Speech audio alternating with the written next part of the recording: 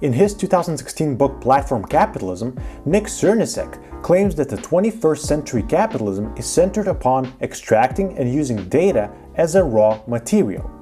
In other words, data has become the driving force of platform capitalism, which uses information much like oil is used in the manufacturing process. Data can be extracted, refined, and then sold off to other industries. Data is like the sodium-packed broth in the late capitalist chicken noodle soup.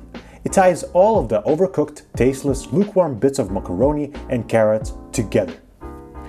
Capitalism, as Srnicek shows, has now moved away from the Fordist-style production of standardized, low-cost material goods to focus on the production of high-margin immaterial goods, such as cultural content, knowledge, affects, and services. Data is what keeps this knowledge economy running. Indeed, such platforms like Facebook and Google made it their business model to extract people's behavioral data in order to boost their advertising revenues.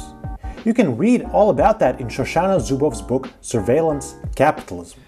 Anyways, the platform, as Srnicek understands it, has become an increasingly dominant model for organizing businesses so as to monopolize, package, and sell information.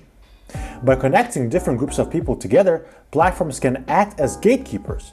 Platforms can maintain a monopoly over data that is shared between their users.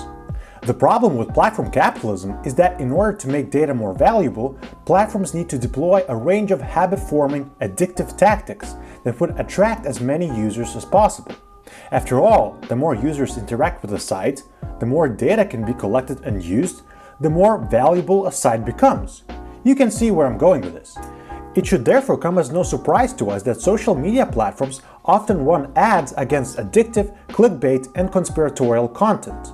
Let's be honest here, cute cat videos and QAnon conspiracy theories make a lot of money for the tech overlords. That's exactly the kind of addictive content that keeps our eyeballs on ads. In the light of this, what should we make of the recent decision by Facebook to ban Donald Trump for inciting violence?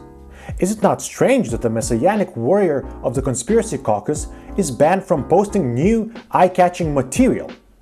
Mark Zuckerberg explained the ban by saying that the risks of allowing Trump to continue posting on his accounts are simply too great.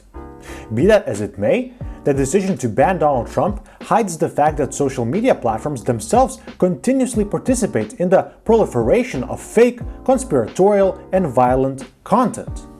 In addition, these platforms have virtually killed local journalism, which can no longer survive by selling ads in the platform-dominated market. If Srnicek is right in pointing out the importance of data in today's capitalism, then the fact that Trump was banned from Facebook says less about the arbitration of free speech and more about the state of contemporary platform capitalism. This new form of capitalism has created massive data monopolies that use addictive content, like Trump's conspiratorial bullshit, to extract and sell our data. Such a business model is clearly unsustainable in the long run, because somebody, whether it's platforms or governments, will try to step in and selectively regulate some content to prevent online violence from bleeding out into the streets. In Srnicek's opinion, however, rather than regulating corporate platforms, efforts could be made to create public platforms, platforms owned and controlled by the people. In this way, people could come together to create post-capitalist platforms that make use of mined data in order to enable democratic participation and further technological development. In other words, instead of banning some schmuck from Facebook, even if it feels really good, perhaps we should start collectivizing platforms. We should dare to take control of the most precious raw material available, our data.